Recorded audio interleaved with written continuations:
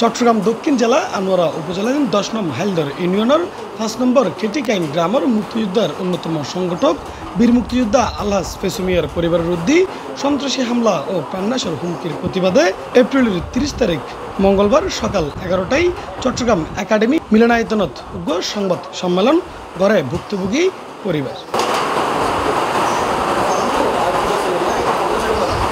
সংবাদ সম্মেলনত উপস্থিত আছিল বীর মুক্তিযোদ্ধা আলহাজ ফেসু মিয়া পরিবারের ব্যাক সদস্য। এই সময় তারা সাংবাদিকদের উদ্দেশ্যে লিখিত বক্তব্য পাঠ করে ফেসু মিয়ার প্রথম সন্তান শহীদুল আলম। প্রিয় সাংবাদিক কর্মী ভাইরা, আজ অত্যন্ত ভারাক্রান্ত হৃদয়ে আপনাদের সম্মুখে উপস্থিত হয়েছে। আমার পিতা যারা মোহাম্মদ ফেসু মিয়া একজন জাতির শ্রেষ্ঠ সন্তান, মহান স্বাধীনতা যুদ্ধের রণাঙ্গনের বীর সৈনিক, বীর মুক্তিযোদ্ধা।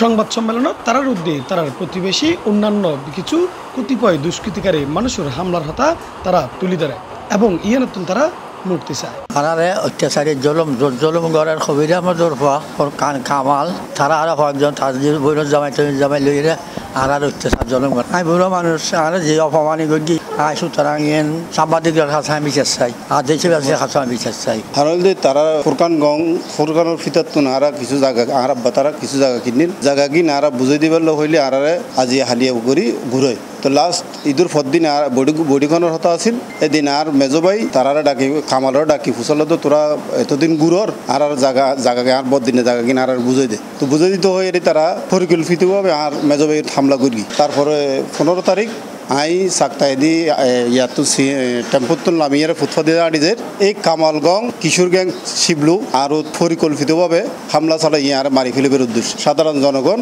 আর তার হাতত উদ্ধার করে মেডিকেল ফাটাই। আর সাওয়াইল দি দেশবাসী এবং মাননীয় প্রধানমন্ত্রীর কাছে আর সাওয়াইল দি এইসব সন্ত্রাসী হলরে নির্মূল করি ফেলক, দেশত্ব নির্মূল করি ফেলক, এতে আর তারা কঠিন শাস্তি চাই। আর দেশের এলাকার মা বোনেরা শান্তি সুস্থ সুন্দরভাবে থাকতে না বাইবেরা সুস্থভাবে থাকতে মান সুস্থ বিশেষ তাই সুশৃঙ্খল আয় একজন সদস্য আয় এলাকাত কিছু হইয়ের সুযোগ সুবিধা করি না পারি।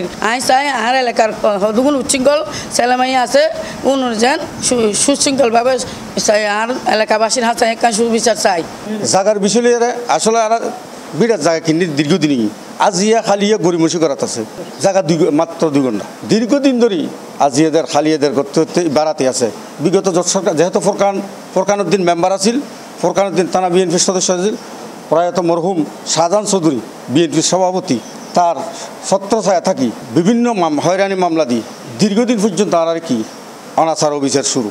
অনেকটি শেখ হাসিনা সরকার আইনের পরে তারা জামায়াতর গুমর এখন আর একমাত্র চাওয়াল দি এই এলাকাত কিশোর গ্যাং যারা লালন করে অন্ধকারত্ব লালন করে এই কিশোর গ্যাংয়ের উপযুক্ত শাস্তি চাই। C+ চট্টগ্রাম।